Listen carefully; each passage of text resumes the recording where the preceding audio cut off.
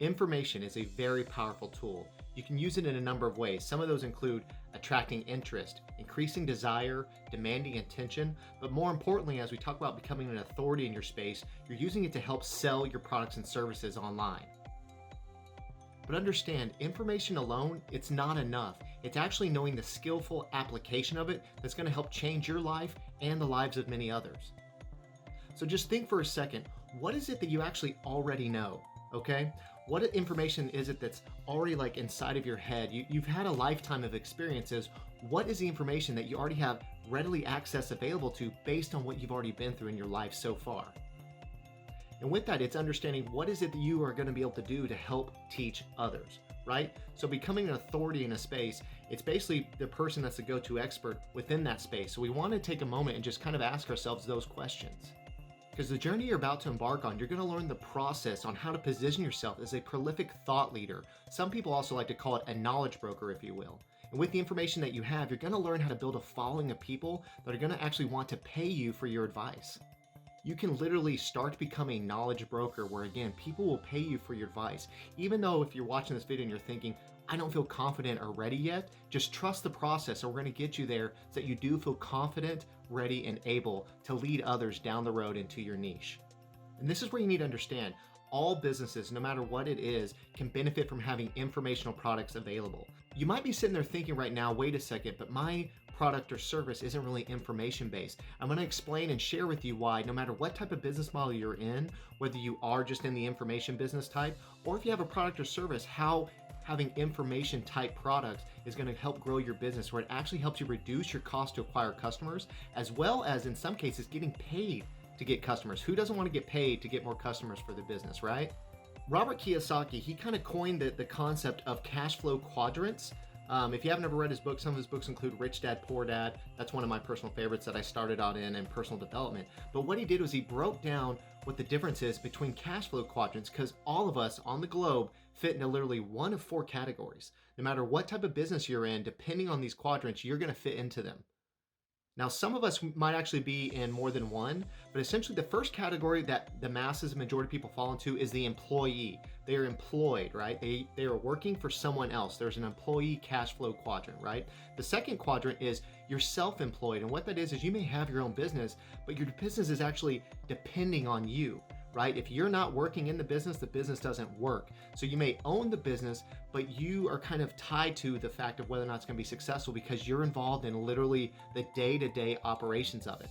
Now, the third quadrant is actually what you call a business owner. And the difference from that is the day-to-day operations doesn't necessarily depend on them being on the front lines running the business. They're there to make higher critical decisions, but they have a team of people already in place that runs the business for them. So whether or not they show up for a day of work or not, the business continues to move without them. And then the last stage, which is actually the stage all of us are working towards and want to start thinking, how do we get there if we're not already there, is becoming an investor. And at the investor quadrant, what that is you literally put your money into things and your money does the work for you. You're no longer trading your time for dollars, if you will. You put something in, as it does well, you get dividends back on the backside or the return of it. So now that you've learned those four categories, ask yourself, which one of the four do you fit in? Are you an employee? Are you self-employed? Are you a business owner? Or are you an investor? And actually, you might fit into more than one of those, and that's okay, but which one of those quadrants are you in right now currently?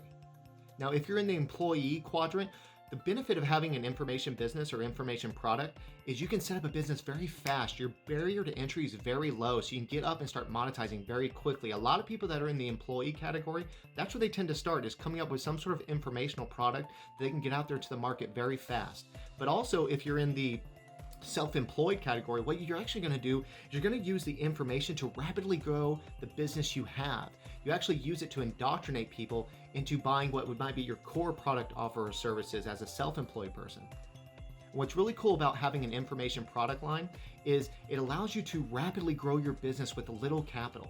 It's a very high profit type business category. And then what you do is you use the money from your information products to start to position yourself to become the investor cash flow quadrant. Because once you reach the investor cash flow quadrant, that's when your money starts to work for you. And so that's the end game goal. No matter which one of those categories you're in, you're working through them to get into the investor stage cash flow quadrant. And so becoming the authority in your space, we're going to work with how to put yourself in that position.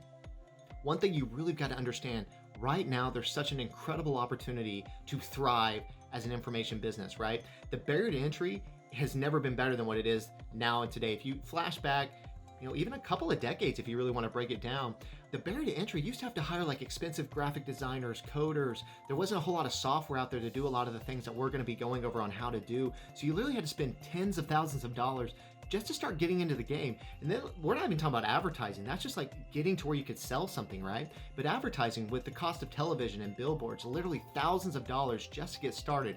So if you're trying to create a business and start one, the barrier to entry used to be very high, whereas now with certain softwares and tools, the barrier to entry is so low, you have an incredible opportunity in front of you right now to position yourself as the authority within your space.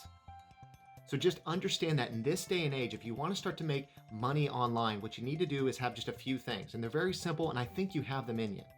You need to have a dream at first. You got to have a vision. What is it you're trying to do? But then you've got to have a lot of determination and follow through. You don't want to chase the dollar. The dollars come naturally. What is it that you can be passionate about and purposeful? That is what you got to look at. And then all of us have different, very God-given talents and abilities. And so you want to figure out what are your talents and strengths. And so we're going to double down on those to position you as the authority in your space. So that's where you just got to ask yourself, do you think you have a dream? Obviously you do. If you're here, you've got to have a dream. You are searching your dream. You've got to have determination, and determination is what gets you out of the bed to pursue your dream day after day. You have to have a purpose. What is your mission? And then any of us, if we go, hey, it's not about trying to fix our weaknesses. We're going to use our God-given strengths and talents to double down and build our businesses out. Is that something that you think you can do? Because I'll tell you, I believe in you, and I do think you can do it, and we're going to go through how to do it. You just have to trust the process. But I want to share a little parable with you about people who decide whether to double down on their talents versus trying to hide them away from the public, and why it's so important for you to really embrace what it is that your talents, or what some might call your superpowers, if you will.